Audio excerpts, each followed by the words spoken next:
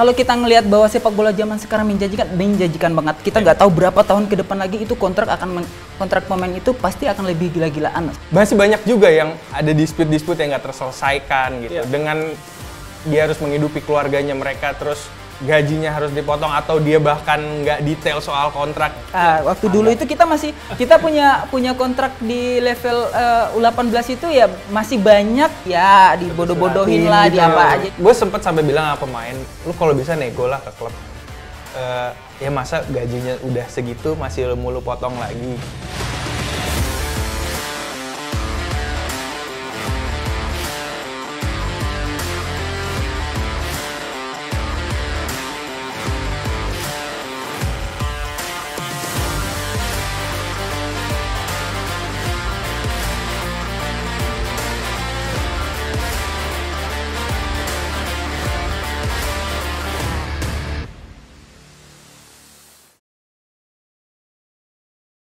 Hari ini gue sedang bersama Ramdhani Lestaluhu, exco dari APPI dan juga pemain Persija Jakarta. Apa kabar Dan? Alhamdulillah. Baik. Siap main?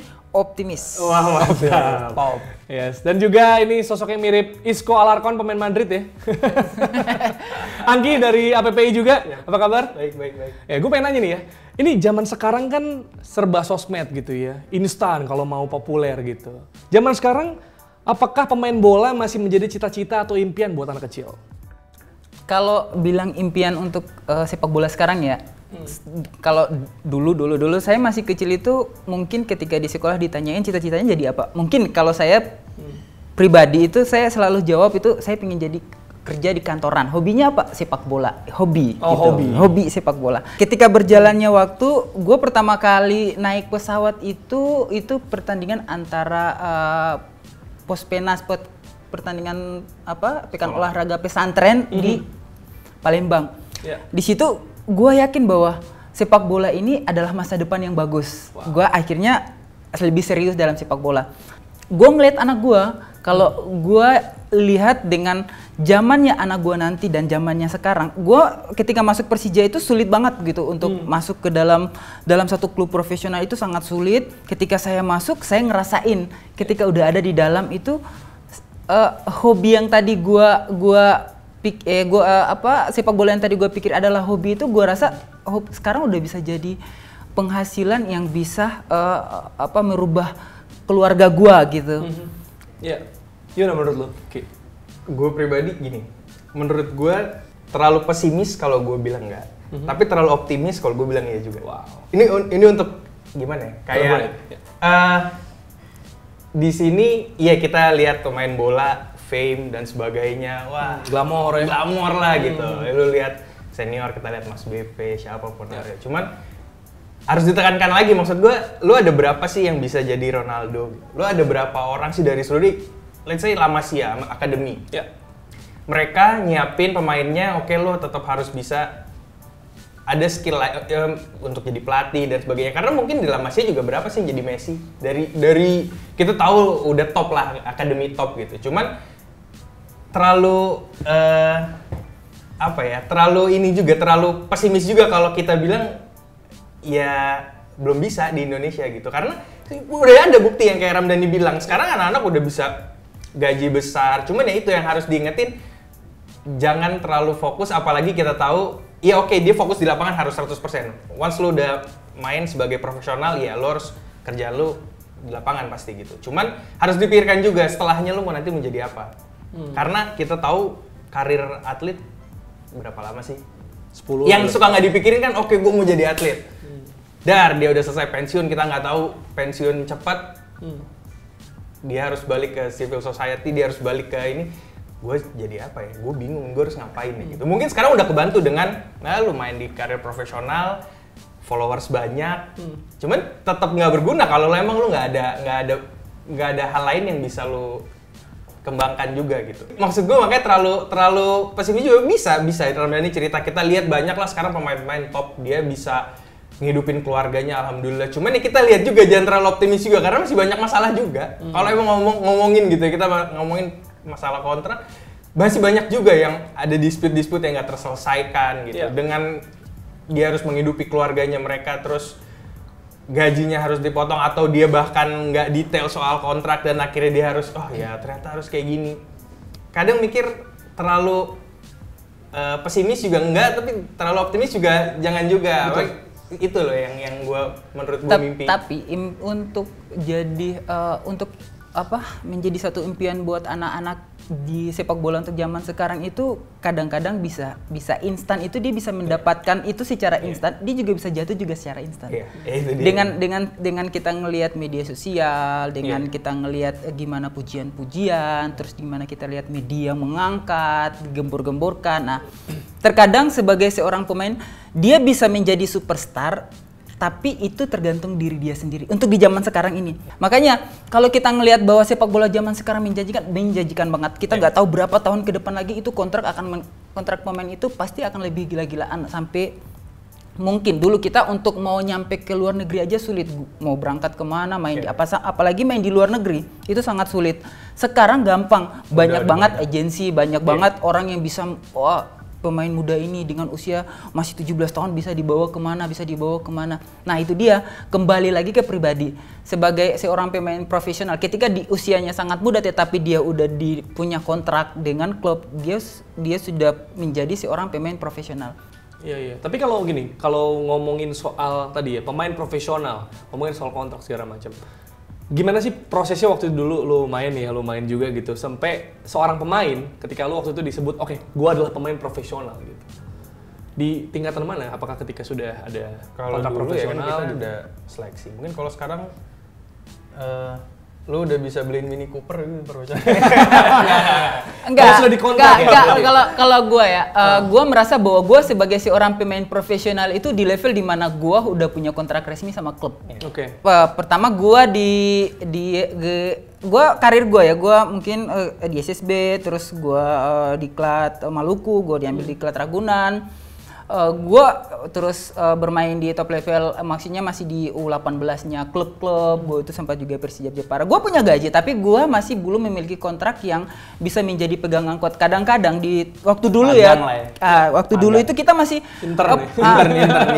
Kita punya kontrak di level U18 itu ya masih banyak di sama manajemen yang U18 itu masih dibodoh-bodohin lah, gitu.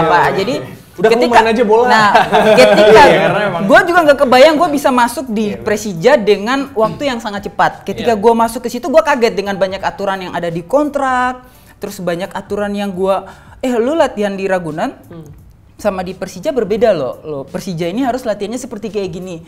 Lu komunikasi sama media, akhirnya yang tadinya gue jarang. Oke lah, gue komunikasi sama media waktu mungkin di International Junior, tapi ketika gue ada di klub, dia pembatasannya itu juga lebih banyak. Terus gue ketemu, gue punya dokter loh gitu.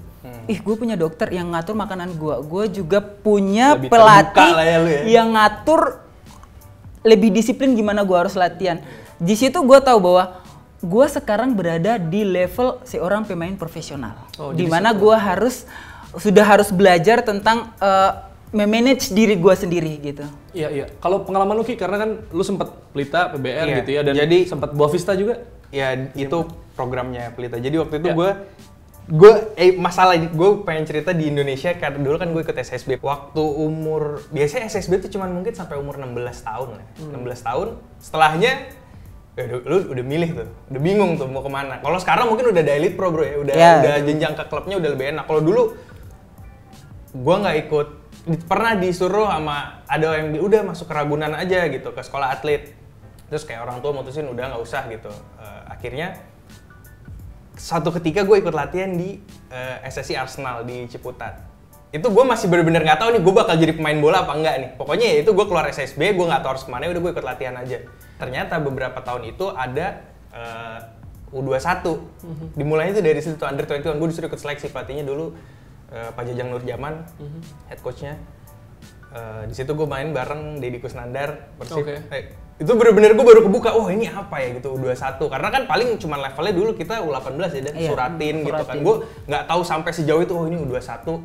Oke, ketemu dari anak-anak daerah, dari U21 jenjangnya ke profesional lah setelah itu. Cuman memang udah dikasih tahu waktu di U21 tuh kontrak udah dikasih, ibaratnya kita satu mes sama senior tuh kita bisa ya ini loh pemain, kita ngelihat lah secara nggak langsung, kita lihat aturan-aturan apa, karena di U21 itu juga udah mirip kan aturannya kayak senior. Kita latihan setiap hari, harus pertandingan, sebelum pertandingan kita harus ngapain, udah mulai terbiasa lah.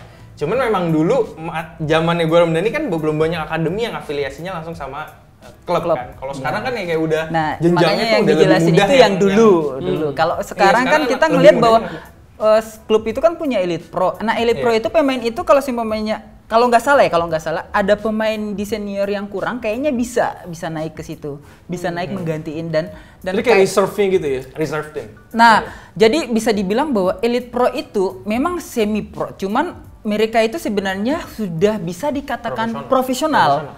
Karena mereka punya kontrak profesional dengan klub. Jadi kalau seumpamanya kita bilang dulu kita pada saat ada di klub dengan kontrak baru kita bilang kita pemain profesional. Kalau sekarang ini gue rasa Elite Pro itu sudah bisa dibilang pro.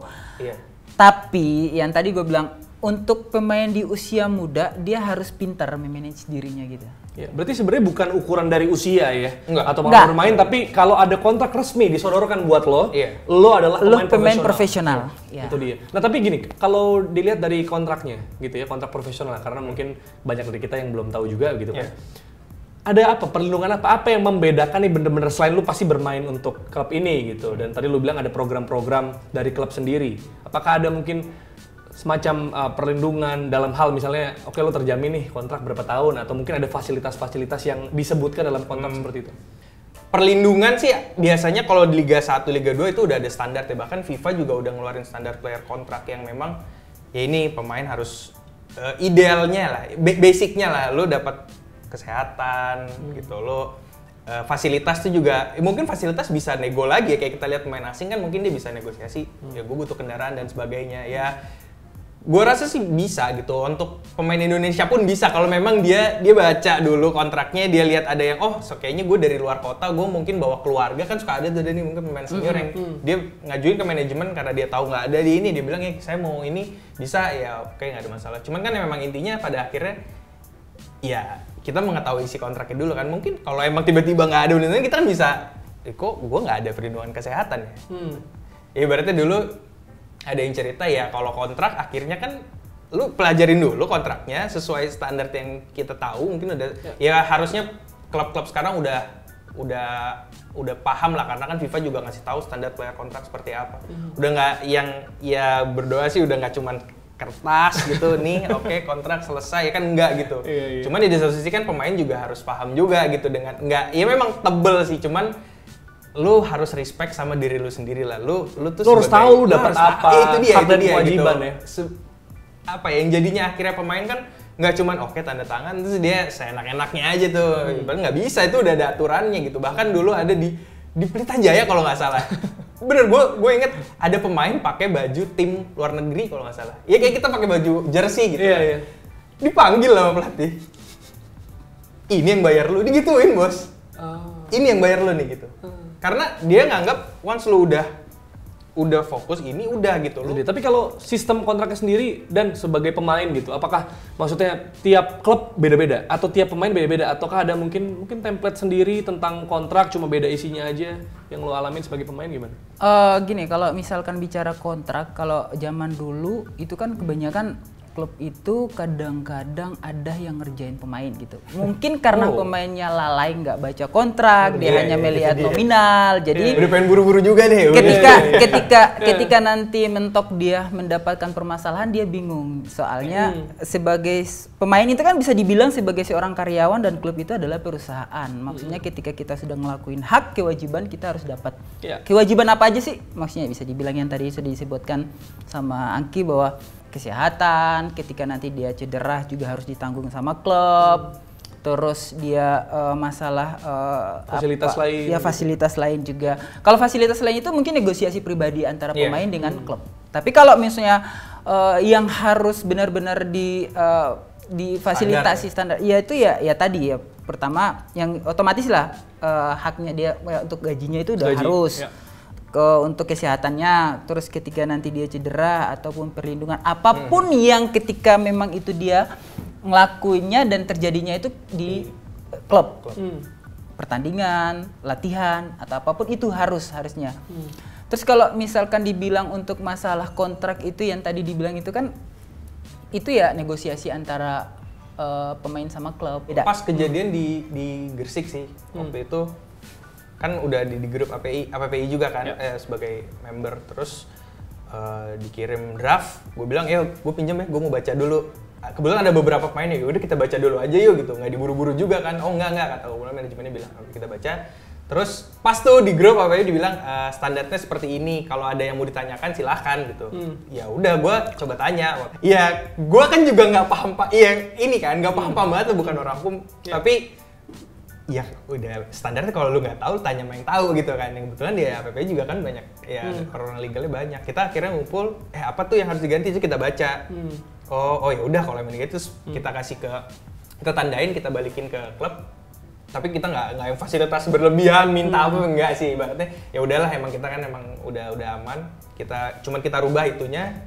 Klub setuju, besoknya kita memang sign-nya akhirnya yang lain pada hari apa, karena kita ada perubahan kita jadi itu aja sih. Tapi gini, tadi menarik, kalau tadi lu sempat bilang sedikit ya soal klub kadang suka ngerjain gitu. Emangnya teman-teman pemain gitu ada yang suka nggak baca atau bacanya nggak? Nah itu dia. Maksud gue, harusnya kalau dilihat gitu mungkin.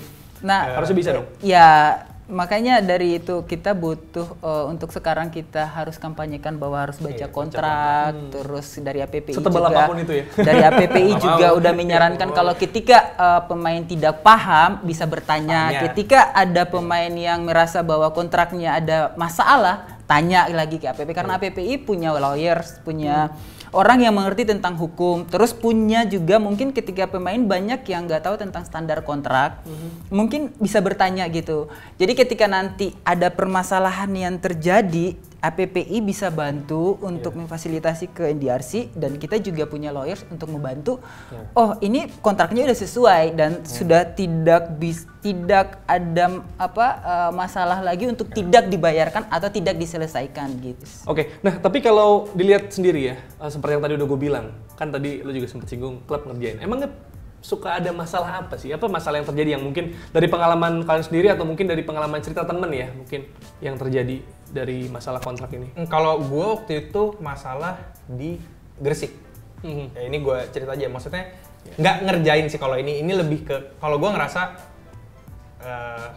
kita tahap negosiasi harga kan di awal, tapi waktu itu tuh liga jalan, ya kita kontrak kan satu tahun. Iya waktu itu 12 bulan, tapi karena liga cuma 10 bulan ya kira-kira, dan kan suka itu 10 bulan. Nah dari pihak manajemen ngerasa ya liga kan udah selesai, ya udah gitu, kita mungkin cuma bisa kasih kompensasi satu, tapi intinya dia nggak sesuai nominal. Maksudnya kalau gue bilang, gue akhirnya minta tolong ke pihak klub seperti kita kan udah nego di awal harga nih, sama-sama enak, apapun itu kejadiannya, walaupun liga memang cuma 10 bulan, ya kita hormatin kontrak aja yang ada. Ya kalau ngomongin harga kan, misalnya oke, gue deal 100 juta, kita bagi berarti 12 bulan, ya udah 12 bulan. Maksudnya kita bilang akhirnya kan kalau memang akhirnya total nggak nyampe segini, ya kenapa ngomong di awal, kan ini sama-sama saling menghargai. Kita juga nggak mau minta lebih dari itu kok, nggak minta 2 kali lipat. Ya udah sesuai nominal kontrak aja. Saya menghormati klub dengan saya udah bekerja dan sebagainya, ya klub juga menghormati kita dengan ya memang udah membayarkan apa yang udah dia tawarkan ke kita gitu kan. Mungkin kan ada pemain yang tadinya gue mau segini, cuman kan klub minta bisa lebih rendah kan, akhirnya oke, tahap negosiasi kita deal. Itu aja sih kalau gue, bukan lebih kayak ngerasa dikerjain di kontraknya, karena kemungkinan waktu itu kan gue juga udah oke lah baca dan sebagainya. Kadang-kadang yang pada umumnya ya banyak terjadi permasalahan itu kemarin itu bahwa ketika pemain cedera itu klubnya itu nggak mau tanggung jawab.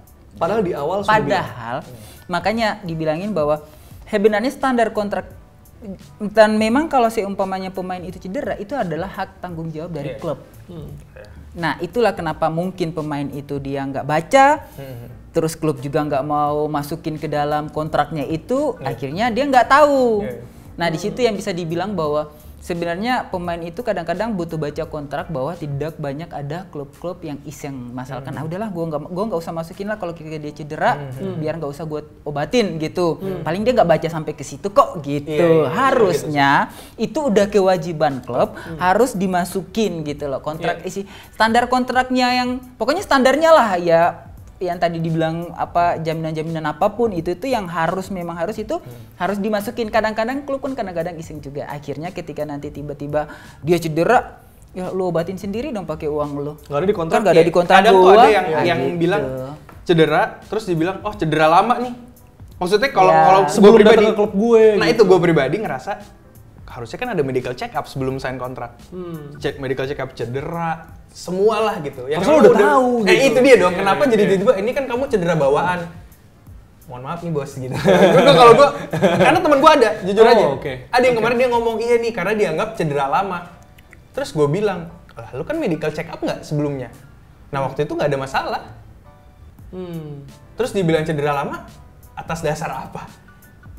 Ya nggak tahu ya, pengen aja kali gue bilang gitu. Sebenarnya itu ngejaga pemain juga kalau gue pribadi ya. Jadi pemain juga tahu, oh kalau gue cedera nih di luar, gue tarkam nih gue cedera, terus pas gue mau masuk klub, gue medical check up, gue masalah, selesai kan. Apalagi kontrak di kita setahun, di dalam waktu setahun tuh dia setelah itu harus nyari klub lagi, dia harus mikir gue main di mana ya. Kalau udah ada yang tawaran, bagus lah. Kalau top pemain-pemain top mungkin udah pemain timnas ya udah lebih aman lah dia. Atau pemainnya mungkin kontraknya jangka panjang 2-3 tahun. Tapi pemain yang kontrak setahun kan sebenarnya ini balik ke teman-teman juga gitu yang memang harus saling respect lah sebetulnya. Lu harus respect sama klub ya klub juga baliknya, klub juga harus respect sama pemain gitu. Tapi pemain pasti akan respect juga sama klub. Ya itu aja menurut gue sih medical check up itu yang suka disepelekan padahal klub mungkin nggak tahu ya masa ngerasa rugi ya harusnya enggak dong. Harusnya dia asetnya gitu. Berarti buat teman-teman pemain mungkin ya, buat kita juga yang lagi nonton ini, sebenarnya poin-poin yang harus ada gitu kan. Tadi kan ya cedera ternyata kelewat lagi, gue nggak baca kontrak gitu kan. Poin-poinnya nggak tahu tuh karena dia tahu gaji aman, kontraknya berapa tahun aman gitu. Mungkin ya lu kalau dulu kita sering, apa aja yang sebenarnya poin-poin yang penting banget menurut lu Dan? Kalau dulu sih kita sering ketemu tentang permasalahan kayak gitu, tapi sekarang kita lihat liga sekarang ini alhamdulillah hadirnya APPI juga banyak mempanjangkan pemain untuk baca kontrak. Sudah agak minim lah kita ketemu sama permasalahan. Mungkin kita bisa ketemu itu di Liga 2. Nah, ini mungkin ya pemain-pemain yang kira-kira mungkin terlalu cuek sama kontrak dan mungkin ya udahlah yang penting gue nominal aja gitu. Mulai dari sekarang harusnya kita lebih banyak baca kontrak. Kalau misalkan ya pemain-pemain untuk tidak paham, APPI bisa memfasilitasi semuanya gitu. Misalkan dia bisa mengirim malu terhadap nilai kontrak, tutupin nilai kontrak, difotokopi, kirim aja aturan-aturan yang ada, udah pasal-pasal yang sudah dibikin sama klub untuk dipelajari sama PPI, biar dikasih tahu bahwa ini loh standar lu seperti ini yang harus lu dapatin, biar kita tidak ketemu permasalahan untuk berikutnya. APPI selalu membuka ruang untuk pemain-pemain semuanya. Jadi kalau misalkan pemain-pemain cuek, nanti ketika terjadi permasalahan begitu, nanti ketika nanti kita mau bantu, itu kita akan mengalami kesulitan di situ. Masalahnya, permasalahannya ini, tapi tidak ada di kontraknya, itu yang bikin kita pusing. Mesti dari awal dong, diskusi ke kita gitu ya. Tapi kalau tadi ngomongin soal malu mungkin karena kecil atau terlalu besar ya. Nah gini. Tapi kan ya so far ya sudah tidak ada bola lebih dari 500 hari begitu. Bagaimana keadaan kontrak pemain sekarang gitu? Karena kan misalnya kayak beberapa tim gitu ya, ada yang dibubarkan, kemudian ada kompetisi kemarin kontrak sebulan aja kayak gitu. Kalau Liga 1 sih udah banyak yang adendum kan. Ya maksudnya udah pembaharuan kontrak lagi sampai memang ada mulai lagi, ada yang mungkin jangka panjang juga ya, ada klub yang kontraknya jangka panjang kan kita bisa. Cuman Liga 2 yang gue tahu tuh masih banyak yang memang sistemnya ya prakontrak sampai memang jalan gitu. Sampai ada liga lah, mungkin mereka juga ya nggak tahu ya dengan alasan apa. Cuman kalau mayoritas Liga 1 sih harusnya udah aman. Kalau itu sih, kalau Persija sendiri alhamdulillah tidak ada permasalahan karena ketika liga kontrak kita awal itu tuh setiap ada permasalahan yang terjadi, terus keputusan PSSI tentang aturan, adendum baru dibikin sama Persija, komunikasi antara pemain dengan klub, dapat kesepakatan, akhirnya persetujuannya itu udah oke lah, nggak ada permasalahan. Tapi nggak semuanya sih klub Liga 1, ada juga beberapa klub yang hanya dia cuman hanya sampai di liga di adendum itunya udah selesai, terus nanti dia juga udah berhenti kontraknya. Terus turnamen jalan dia hanya sebatas turnamen doang. Nanti kalau misalkan dengan perjanjian kalau liganya jalan baru lagi dilanjutin lagi gitu. Tapi kalau Persija sih aman sih. Dan ini aman lah ya pokoknya. Aman. Alhamdulillah Persija aman. Iya, karena itu kan, karena yang tadi sempat kita ngomong juga ya sebelum ini bahwa ada kadang surat ini kontrak gitu. Ada kadang surat perjanjian, prakontrak MOU. Itu pemain juga harus paham ya soal itu ya. Iya. Iya. Untuk bisa mengetahui ini hampir aman keseluruhan ya, semuanya itu kan pasti kan adendumnya itu kan dengan menyepakati apa yang dibilang sama PSSI bahwa 25% pemotongan kontrak itu sampai nanti ketika liga 1 bulan sebelum jalan atau mungkin pas liga udah jalan itu persenan-persenannya juga akan berbeda-beda semua. Jadi harus dipantau bahkan kayak yang dikasih. di Liga 2 kan banyak pemotongan gitu. Cuman yang kadang miris kan gajinya kalau mau nganggap Liga 1 pemotongan ya berasa sih iya. tahu saya. Tapi masih aman. Senyumnya udah gitu. Kalau tapi permasalahan Liga 2 kadang-kadang juga ada yang belum kontrak itu yang kasihan. Iya, udah gitu dipotong gitu kan. Ya gue sempet sampai bilang sama pemain, lu kalau bisa nego lah ke klub. Ya masa gajinya udah segitu masih lu potong lagi gitu. Maksudnya kalau bisa saling mengerti lah gitu. Ini kan untuk kebaikan bersama juga kan gitu. Toh klub juga, ya, makanya gue bingung kalau klub yang kayak belum ngasih kontrak. Padahal kalau di kontrak kan dia udah lebih aman tuh, pemain gak kemana-mana gitu kan. Dia udah bakal jadi pegangan. Mungkin bisa bikin adendum atau ya dia bisa bikin aktivasi yang memang menguntungkan untuk klub. Kita nggak tahu sekarang mungkin udah bisa. Ya nggak bisa nih gitu. Jadi kita bikin konten untuk